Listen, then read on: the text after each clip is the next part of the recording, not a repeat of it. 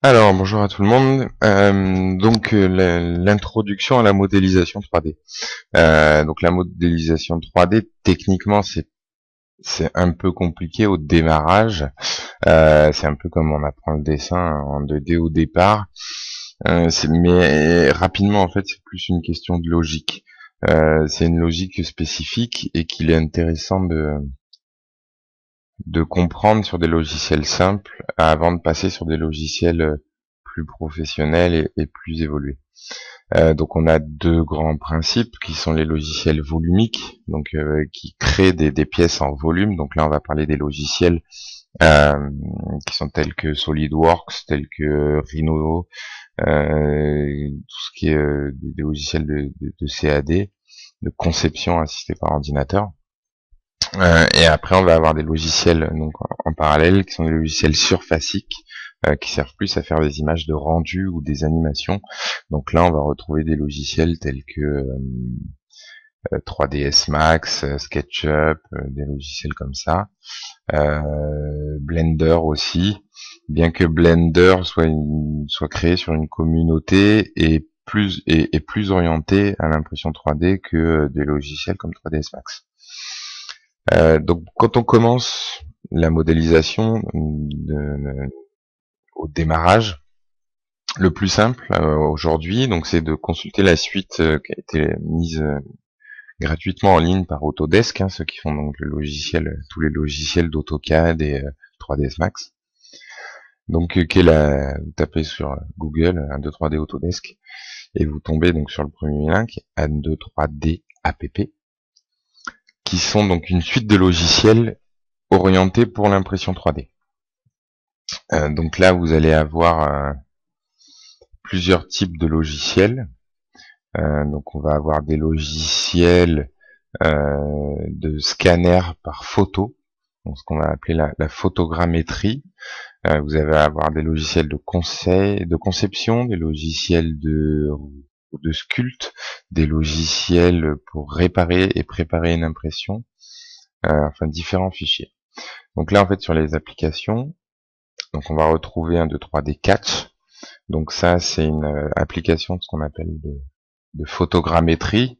En fait vous prenez à peu près une trentaine de photos d'un objet en faisant le tour à un niveau 0 et on va dire à un angle à 70 degrés sur l'objet. Vous mettez toutes vos photos dans ce petit logiciel et il vous en sort un modèle 3D. C'est intéressant mais pas extrêmement détaillé. Un 2-3D circuit, donc ça, bon bah c'est pour du design d'électronique, là qui nous concerne moins. Ensuite, vous avez un 2-3D design. Un 2-3D design, c'est un très bon logiciel euh, qui s'oriente plus vers la CAD, vers la conception assistée par ordinateur. Donc là, qui est ce qu'on pourrait appeler une phase 2 quand on apprend la modélisation. Donc un 2-3D make, donc ça, bon, c'est pour s'amuser à faire des puzzles en 3D en fait, des objets par couche. En cliquant, vous verrez. Mesh Mixer qui est un très bon logiciel pour lisser et sculpter les objets 3D avant de les imprimer et préparer les impressions. Un 2-3D Sculpt. Ensuite, vous avez un 2-3D Sculpt. Donc ça, c'est une application sur iPad avec le doigt qui permet de créer des personnages, des choses comme ça. Ensuite, vous avez donc là, volontairement en dernier, Tinkerplay, qui est un petit logiciel pour ludique pour que les enfants puissent créer en fait des personnages animés et qu'on puisse les imprimer tout de suite après. Et Tinkercad. Donc Tinkercad qui est le logiciel pour débuter en 3D, qui est simple mais tout en étant performant.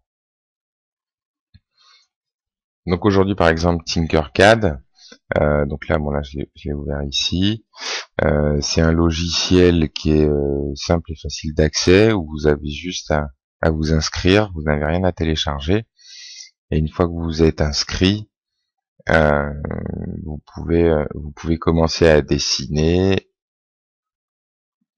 en vue de l'impression 3D. Tout est orienté et tout est facile d'accès. Alors, j'ai une connexion un petit peu lente. Hop. Donc là, ça, c'est pas la peine. Donc ici, voilà, vous arrivez sur cette page. Donc vous allez avoir plusieurs projets en cours. Donc pour créer un nouveau design, en fait, vous pouvez aller sur Create New Design.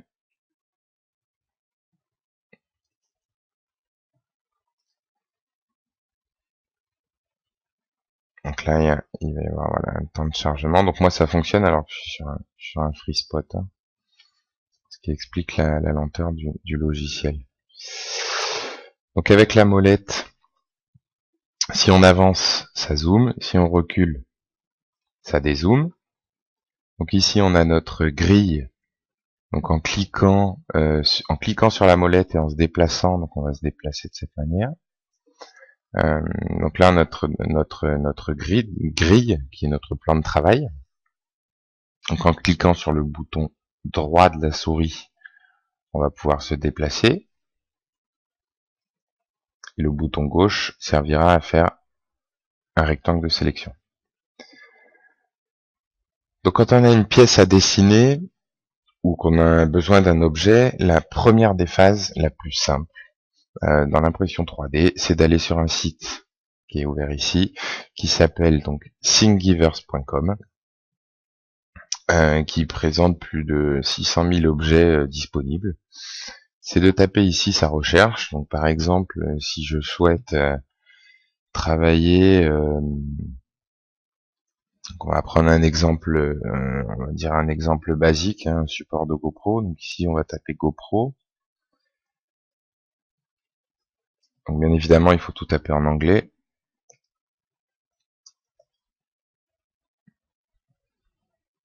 Donc là voilà, le logiciel donc sort toutes les références par rapport à GoPro. Donc on a 2563 résultats, hein, donc ça qui présente plus de 2500 fichiers en lien avec la GoPro. Ici le mieux c'est d'aller chercher ceux qui ont été le plus réalisés, ce qui souvent sont les fichiers les plus près à l'impression. Donc on a beaucoup de fixations GoPro hein, pour les drones. Et là par exemple, on va télécharger on va se télécharger une petite fixation. Et ben par exemple, on va télécharger la fixation pour le masque de plongée. Donc on va se resservir tout à l'heure. Donc ici, on a notre photo en situation, notre modèle 3D. On va cliquer. Donc des fois, il faut regarder les commentaires pour voir si les fichiers sont bons. Hein. Et on va chercher Sting Files. Ici, on clique sur notre fichier en STL. Enregistrer. On enregistre notre fichier. Donc là, deux solutions. Soit le fichier est bon et c'est exactement ce qu'on veut, donc on n'a plus qu'à le mettre dans le logiciel de l'imprimante. Soit on veut le retravailler ou on veut modifier l'objet. Donc dans ces cas-là, on va utiliser un logiciel de CAO. Quand on reprend donc notre logiciel de Tinkercad, le principe est assez simple. Vous avez ici, donc là je vais tout fermer. Ici, vous avez donc plusieurs vues différentes avec des raccourcis. Donc pour créer un objet, on va partir d'une forme. Donc on va aller chercher au niveau géométrique les formes basiques. Donc des formes basiques, par exemple, si je veux une plaque avec des trous, je vais prendre une box. Donc je clique une fois avec le bouton gauche.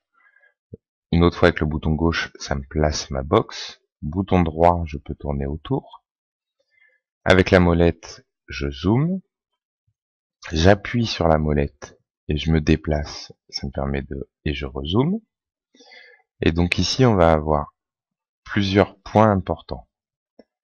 Si on sélectionne le petit point ici, ça nous marque la distance en largeur. On peut tirer pour augmenter. On peut tirer celle-là pour augmenter notre objet.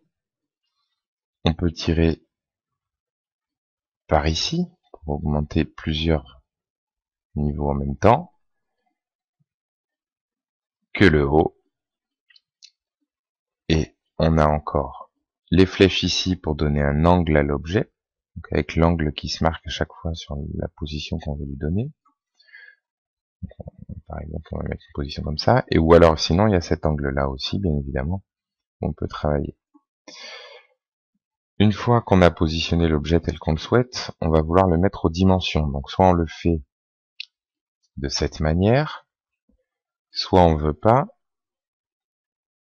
Donc là, en appuyant sur les touches CTRL et Z, ça permet de faire un retour en arrière. CTRL Z. Si on veut rentrer des valeurs à la main, donc dans ces cas-là, ici, on va monter, on va aller chercher,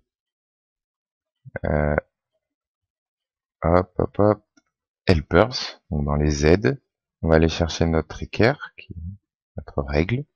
On clique avec le bouton gauche, on se déplace sur l'objet, on clique pour poser l'équerre. Ici, on a nos mesures de l'objet. Si je veux, par exemple, qu'il fasse 26 de hauteur, je vais cliquer sur cette zone qui représente la hauteur de l'objet. Je clique ici et au clavier je tape 26, allez, 0,5 mm de hauteur. Entrée, il fait 26,5. Ici, je veux qu'en profondeur, par exemple, il fasse 21. On tape, on met. Et si je veux ici qu'en largeur, il fasse par exemple 31. Voilà. Donc là, notre objet a été modifié selon ce qu'on lui a dit. Maintenant, je veux créer un trou au milieu de ma forme. Alors, pour créer un trou au milieu de la forme, donc ici, je recule, je me positionne bien. Je veux créer un trou qui soit un hexagone, par exemple. Donc ici, j'ai pas d'hexagone, je descends. Je cherche une forme en hexagone. Donc ici, j'ai une forme en hexagone. Je prends mon hexagone, je le déplace. Je vais le mettre ici, par exemple, au milieu de ma pièce. Je clique dans le vide. Je fais un carré de sélection avec le bouton gauche. Je sélectionne les deux objets. Ensuite, on fait Adjust, Aligne. Et ici, je vais choisir l'alignement. Donc en fait, il me propose plusieurs solutions. C'est à moi de dire l'alignement que je veux par rapport à ça. Donc en fait, je veux un alignement au milieu ici, et je veux un alignement au milieu ici. Donc là, en fait, j'ai un alignement parfait, mais mon objet est trop petit. Donc je vais recliquer dessus, je vais prendre la flèche pour le déplacer, parce que sinon je vois pas. Ici, on va aller chercher le dessous pour le traverser. Là, on l'a traversé, par contre, il est trop gros, je veux que ce soit un objet beaucoup plus petit. Donc, pour le faire plus petit, il faut aller chercher en fait les valeurs de cet objet, qui sont par exemple 20, donc on va mettre ça à 10. Voilà. Ici, on va avoir 17, on va mettre ça à 8. Voilà. Hop. Je refais un rectangle de sélection, je refais un adjust, alignement. Je recentre ma pièce sur les deux axes pour qu'elle soit bien centrée au milieu de ma pièce. Une fois qu'elle est bien centrée, donc je clique sur cette barre et je lui dis, je veux que ce soit non pas un objet qui sorte, mais je veux que ce soit un trou. Donc je clique sur Hole, ce qui représente un trou. Donc ici, je clique dans le vide. Rectangle de sélection avec le bouton gauche de la souris, je prends l'ensemble et je lui dis grouper. J'attends quelques secondes le temps qu'il calcule. Une fois qu'il a calculé, je reclique dans le vide. Et là, donc, j'ai mon objet troué comme je voulais. Là, on peut zoomer. Exactement comme j'avais besoin qu'il soit. Si maintenant je veux créer par exemple une excroissance, donc je vais aller chercher un cylindre, on va essayer de faire en excroissance, je vais poser mon cylindre ici, je fais une rotation du cylindre par exemple, hop, tac, à 90 degrés, c'était marqué là. Une fois qu'il est à 90 degrés, je prends l'ensemble, je lui dis de faire un ajustement d'alignement. Ah, il veut pas forcément, hop. Donc je déplace, je le mets ici. On va augmenter la dimension en allant chercher le point, là où le point ou la taille, de toute façon, de notre objet. Donc ici on va marquer par exemple un 15, 15.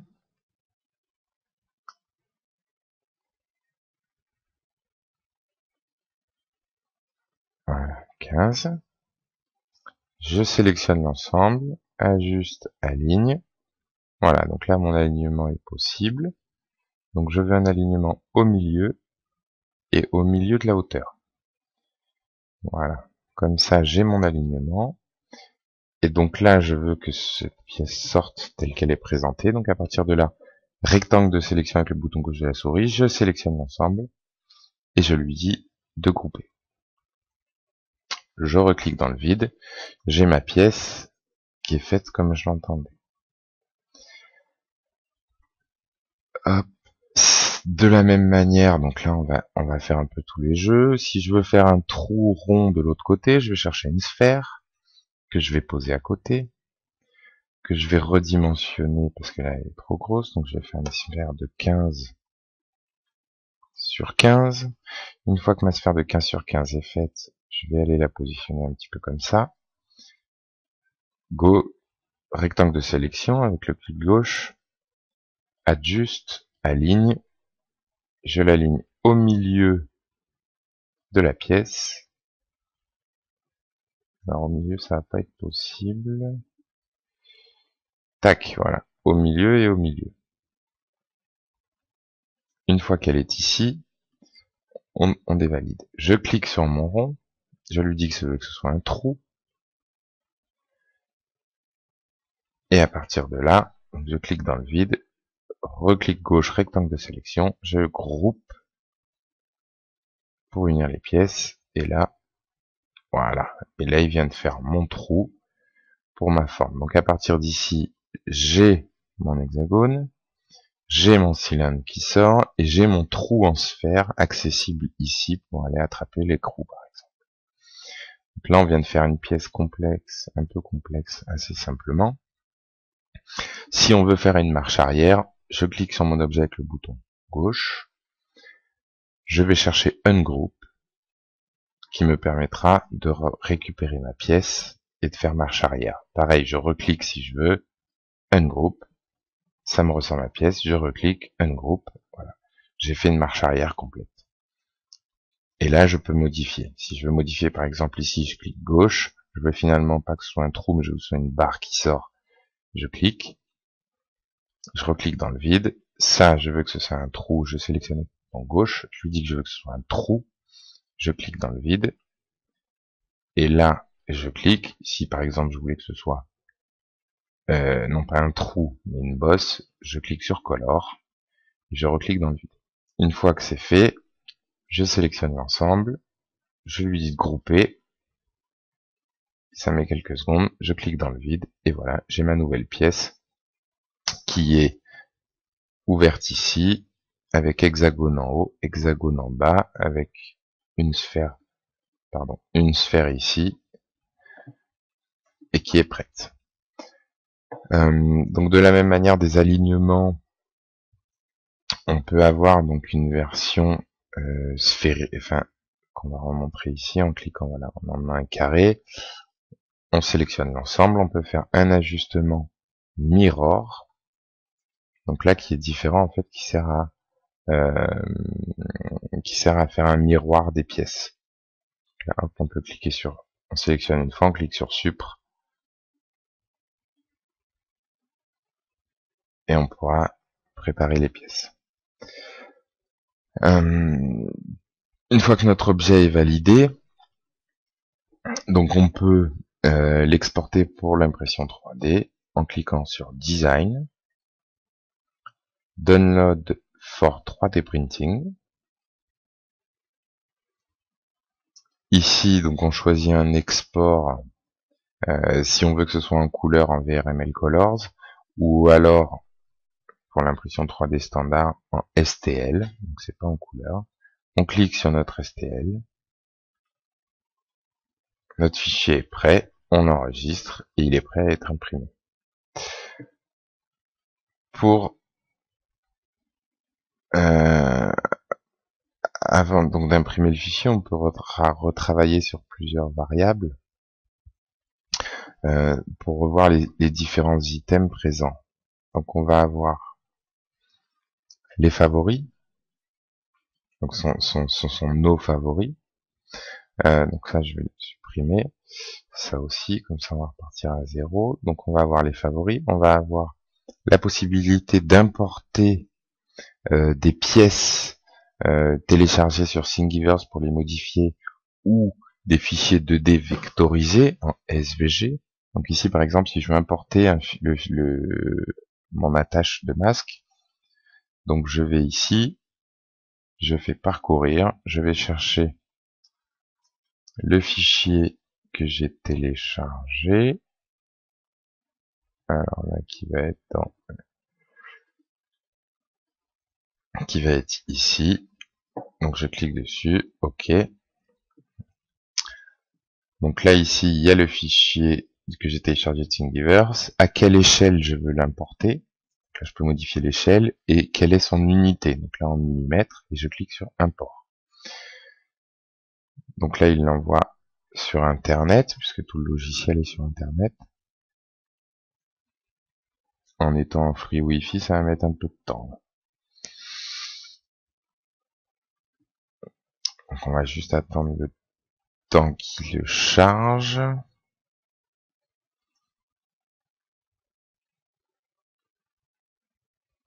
Ça, ce sont des raccourcis en fait, hein, pour mettre des lettres ou des choses comme ça.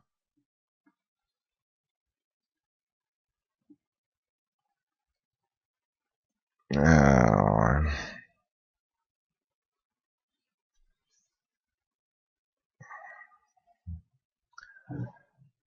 il charge, il charge. Ah,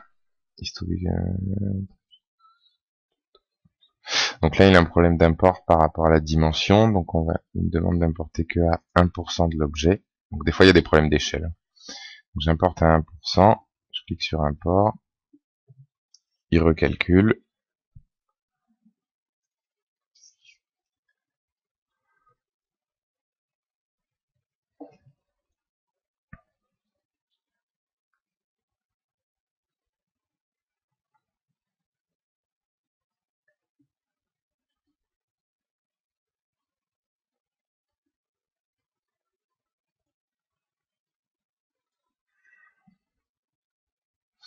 Donc ici, en attendant, là, vous avez les vues. Donc ça, qui est la vue de base, d'ouverture. Ensuite, ici, qui, en cliquant plusieurs fois avec le bouton gauche, s'oriente sur une vue de haut, une vue de droite, enfin pour faire pivoter, vue de gauche, et là on redescend et on tourne autour de l'objet. Ici pour zoomer, ici pour dézoomer. Bon bah là il m'a demandé d'importer à 1%, donc l'objet on le voit même pas. C'est pas la bonne idée, donc on va importer l'objet à... Ah si, ça y est, d'accord, ok. Donc effectivement on voit l'objet. Si je clique dessus, donc là au niveau des dimensions, donc on a notre pièce de Thingiverse. Si on veut vérifier nos dimensions, donc on va sur Helpers, on va chercher la règle, on pose la règle. Donc effectivement, on a un problème de dimension assez intéressant, où là on est à 500 mm, 600 mm, donc sur une pièce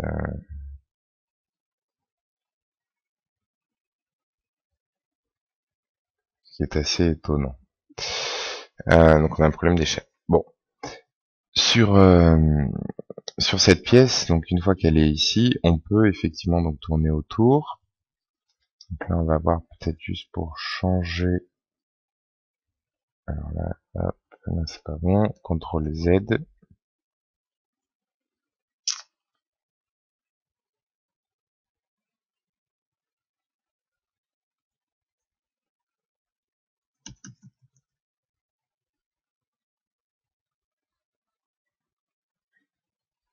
Bon, et après, il faut importer en fonction. C'est peut-être en niche. Donc ici, une fois que vous avez votre pièce, si vous voulez la modifier, vous zoomez dessus, vous mettez à la bonne vue. Donc là, par exemple, vous allez, si on voulait faire un trou, ici, en vue de face, un trou ici, vous allez ici, vous allez chercher Geometrix, vous allez chercher votre cylindre, vous posez votre cylindre ici. Au cylindre, on va lui demander de faire donc une rotation à 90. On va augmenter ces valeurs, par exemple à 50, 50. Pour faire un trou correct, on va dire, on va augmenter, hop, CTRL Z, hein, toujours pour annuler. Hop, voilà, c'est ça. Ici, on va mettre 150, on va mettre quelque chose de grand. Ici, donc on a notre barre, on la monte, on la déplace, on se remet en vue de face, on la redéplace, on la positionne à l'endroit que l'on souhaite. Voilà, ici, donc je veux mon trou qui fasse un diamètre de 50. Donc là, c'est prêt. Une fois que je veux ça, donc je clique dessus, je lui dis que je veux que ce soit un trou. Une fois que je lui dis ça, je clique dans le vide, je recule, je sélectionne l'ensemble, je lui dis de grouper, je clique dans le vide. Donc là, ça met un peu de temps, le temps de tout calculer. Et il m'aura fait le trou dans la pièce, comme je lui ai demandé. Donc une fois, ça on peut l'enlever, une fois donc on a notre trou dans notre pièce, voilà, qui vient d'être fini. Donc on peut, ça a pris un petit peu de temps, mais c'est fini. On peut exporter, donc on sélectionne, on exporte notre pièce, design, download for 3D printing, en fichier STL.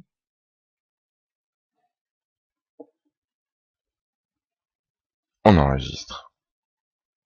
Et notre fichier est prêt pour être imprimé. Donc si on lance par exemple le logiciel pour imprimer, on va lancer notre petit logiciel, on va aller chercher notre fichier modifié.